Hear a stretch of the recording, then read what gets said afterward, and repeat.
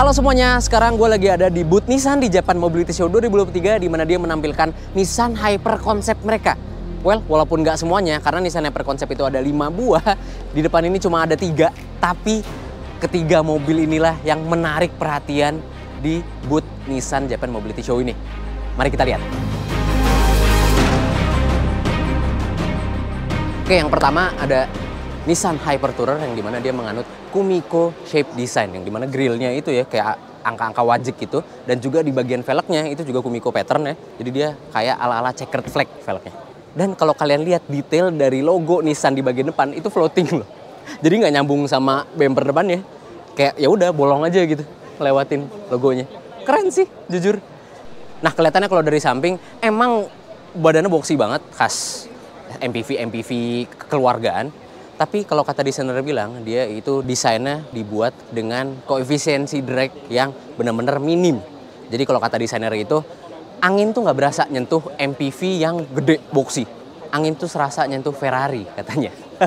Saking seamlessnya bodinya, saking mulusnya angin melewati body boxy dari Nissan Hyper Tourer ini. Dan kalau kalian lihat ya, pembukaan pintunya sendiri, dia sliding door depan sampai belakang juga. Jadi dia suicide sliding door bisa kita bilang. Dan ini itu sama, mungkin suicide door sama kayak si Nissan Hyper Urban, yang dimana dia scissor suicide door juga dua-duanya. Jadi keren banget. Yang dimana suicide door ini depan belakangnya itu membuat pembukaan pintu di Nissan Hyper Tourer ini tidak membutuhkan area yang luas, cukup area yang sempit untuk membuka pintu si Nissan Hyper Tourer ini. Nah di bagian dalamnya juga Nissan Hyper Tourer ini juga menarik. Kenapa? Karena dia menganut konsep omotenashi. Omotenashi lagi. Kenapa sih dengan pabrikan-pabrikan Jepang tuh omotenashi semua gitu loh. Tapi oke, nggak apa-apa. Sekarang kita bahas soal mobilnya.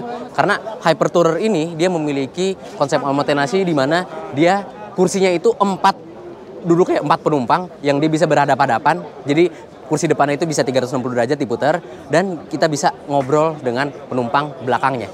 Terus juga di bagian bawah atau bagian lantainya ya, di bagian interior itu tuh full layar.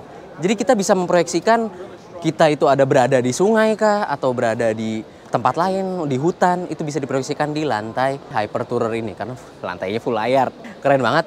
Dan di bagian konsol tengah, karena menganut konsep omotenashi ya, dia ada satu set untuk teapot. Jadi ada pot buat tehnya, ada cawan untuk tehnya juga.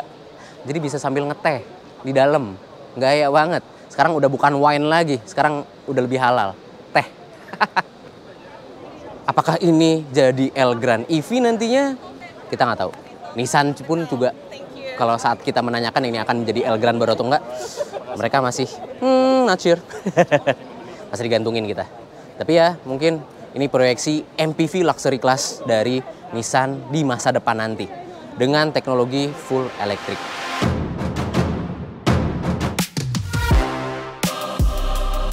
Nah ini kesukaan kalian. Lihat kan dari lampu belakangnya aja. Udah tahu kan inspirasinya dari mobil apa? Ya, walaupun emang nggak memakai nama GT-R, ini adalah Nissan Hyperforce. Yang dimana Nissan Hyperforce ini dikhususkan untuk kalian para pengendara yang emosional, yang ingin berkendara electric vehicle namun memiliki rasa yang sangat sporty. Dan juga dari desain bodinya aja, dia terinspirasi dari Nissan GT-R. Yang dimana kalau kalian lihat detail dari logo depannya itu kelihatannya kayak disensor, pixelated. Padahal dari warnanya aja ya, dari skema warna, logo depannya itu dia warnanya di atas putih, di bawahnya merah. Kayak logo GT-R yang disensor. Udah gitu ya, nih kalian lihat sekarang bagian belakang muter, ya ciri khas GT-R, 2 lampu bulat kiri kanan dan tulisan Hyperforce-nya yang atasnya abu-abu, bawahnya merah. Tahu kan skema warna apa? Ya, skema warna logo GT-R. Terus kalau kalian fans Nissan Skyline atau Nissan GT-R sejati nih, kalian bakal sadar kalau Nissan Hyperforce ini semakin menegaskan kalau dia terinspirasi dari Skyline atau GT-R pendahulunya. Kenapa? Karena selain memiliki lampu belakang yang bulat-bulat dan logo GT-R yang pixelated di bagian depan, Nissan Hyperforce ini juga memiliki tulisan ASSB dan E-Force yang berwarna kuning di samping kiri kanan, yang dimana grafis kuning ini terinspirasi dari Nissan Skyline R30 yang memiliki julukan Tekamen atau jika diartikan itu Iron Mask, kalau diartikan ke bahasa Indonesia itu topeng besi. Karena Nissan Skyline R30 ini memiliki fascia depan layaknya sebuah topeng besi. Kalau kalian nggak kenal Nissan Skyline R30, mungkin kalian ingat Nissan Skyline pernah dijadiin super siluet warna merah yang terkenal banget akan livery Tomica-nya. Oke, jadi mobil ini walaupun di press release dia nggak nyebut sama sekali kalau misalkan Hyperforce ini terinspirasi dari GTR, namun mode berkendaranya ada dua, yaitu Grand Tourer dan Racing, GT dan R.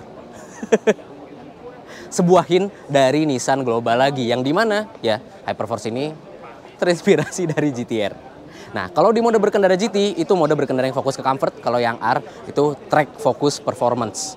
Dan ngomong-ngomong soal performa, ya mungkin karena ini masih mobil konsep, jadi nggak ada performa yang exact, tapi dia dituliskan di bagian samping, mobil ini dapat menghasilkan tenaga sebesar 1000 kW. Atau kalau misalkan kita ubah ke PS, dia sebesar 1350 PS. Pantas untuk menyandang nama Hyper.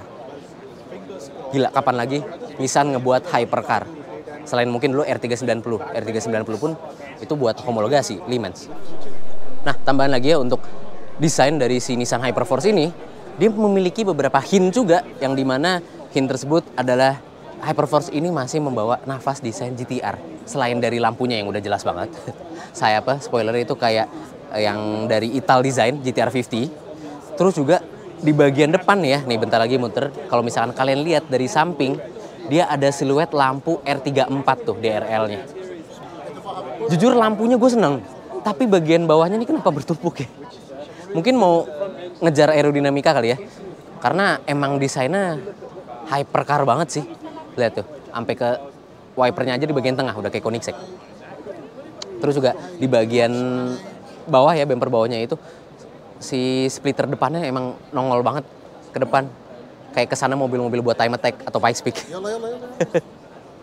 Tapi overall ini emang cakep banget sih, jujur keren banget. Dan ngelihat secara langsung tuh kayak wow. Oh iya, kalian lihat tuh diffuser belakangnya juga gede-gede banget. Lalu dengan model desain yang kayak begini, apakah ini akan menjadi masa depan GTR ke depannya? Atau akankah menjadi GTR R36? Apakah R36 akan menjadi fully elektrik? Kita lihat ke depannya. Gimana rencana Nissan untuk Godzilla atau monster dari Nissan. Dan satu lagi mobil hyper konsep dari Nissan yang cukup menarik juga yang ditampilkan di Japan Mobility Show ini adalah Hyperpunk. Yang dimana mobil ini sebenarnya cocok untuk kita-kita nih, anak-anak YouTube ya, influencer. Kenapa? Karena Nissan Hyperpunk ini dibuat khusus untuk influencer. Dari desainnya aja dia udah dinamis banget dengan menganut garis-garis tajam poligon. Dari segi eksterior, bahkan dari sampai ke velgnya aja, desain velgnya aja yang ketutup gitu ya. Itu tuh pun menganut desain poligon. Keren banget. Terus juga skema warnanya pearl white ya, mutiara putih, yang dimana kalau misalkan kameramen tuh ya lagi keliling-keliling, berpendarnya tuh beda. Ada warna-warna pelangi khas mutiaranya gitu. Cakep ya? Belum lagi ngomongin soal desain lampunya tuh. Oh my god, detailnya kalian lihat. Tuh, penuh dengan garis bertabrakan, laser-laser. Terus positioning lampnya yang di belakang, ya kan ini kita nggak tahu ya fog lamp atau positioning lamp. Tapi bagus banget desainnya. Sangat beracak, sangat mencerminkan emosi influencer anak-anak muda yang emosinya acak-acakan. Sementara kalau kalian lihat di bagian dalamnya, Nissan itu terinspirasi desainnya itu dari filosofi origami, yang dimana banyak banget lipetan-lipetan tajam juga di bagian dalam. Yang jujur kalau misalkan dijadiin mobil asli, tolong jangan begitu ya, karena itu safety hazard banget kalau nabrak. Tajam. Tapi keren loh. Bener-bener dari eksterior sampai ke interior pun itu bertahan tuh. Bagian-bagian poligonnya, terus bagian-bagian lipatan-lipatan origami di konsol tengah. Itu mencerminkan anak muda banget, yang dimana budaya dinamisnya tetap dipertahankan di Nissan Hyperpunk ini. Cakep ya? Dan mungkin kalian akan bertanya, ini mobil sebenarnya buat ngonten atau buat disetirin? Tapi sebenarnya sambil ngonten pun aman, karena Nissan Hyperpunk ini dilengkapi dengan teknologi ProPilot, yang dimana ProPilot itu udah advance, dia bisa nyetir full otonom. Yes, jadi ketiga mobil yang ada di depan ini, bahkan sampai ke Nissan Hyperforce tuh, si masa depan GTR, itu dilengkapi dengan ProPilot. Yang juga dilengkapi dengan LiDAR sensor, jadi bisa nyetir full otonom. Lepas tangan, jadi tangan nggak perlu megang-megang setir lagi. Ya paling muka jangan meleng aja.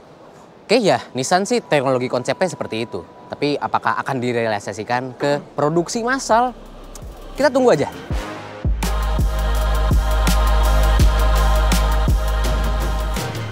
Nah, ketiga Nissan Hyper konsep ini juga memiliki dua teknologi yang tadi belum kita sempat bahas di atas panggung tadi. Yang pertama ada teknologi e-Force, yang dimana dia adalah teknologi untuk mobil full elektrik mereka yang menerapkan sistem all-wheel drive. Itu ada di Hyperforce dan juga Hyper Tourer. Nah, kebayang nggak tuh Elgrand all-wheel drive? Keren banget kan pasti ya. Kalau misalkan Hyperforce kan GTR emang udah selalu all-wheel drive.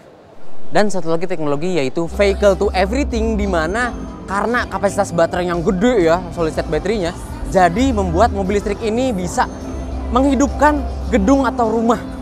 Jadi nggak cuma perabotan listrik doang nih. Jadi kalau misalkan tetangga kalian pengen minjem mobil sebagai genset rumah, ya bisa aja. Tetangga kalian tinggal bayar aja ke kalian. Keren kan? Selain menggunakan solid state battery, di Hyperforce ini juga Nissan khusus bekerja sama dengan Polyphony Digital atau developer game dari Gran Turismo merancang user interface dan juga panel interior di bagian dalam Hyperforce. Yang dimana ketika kita masuk ke dalam Hyperforce membuat kita serasa masuk ke dalam game Gran Turismo.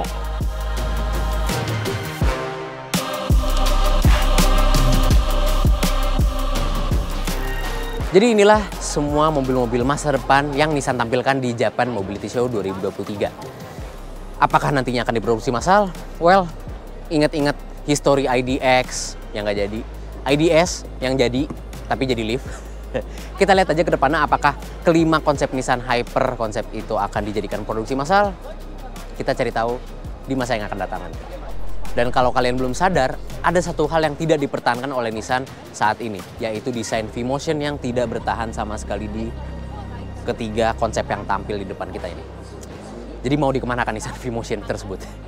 Oke, sekian itu saja dari Bagas Satrio melaporkan langsung dari booth Nissan di Japan Mobility Show 2023. Dadah!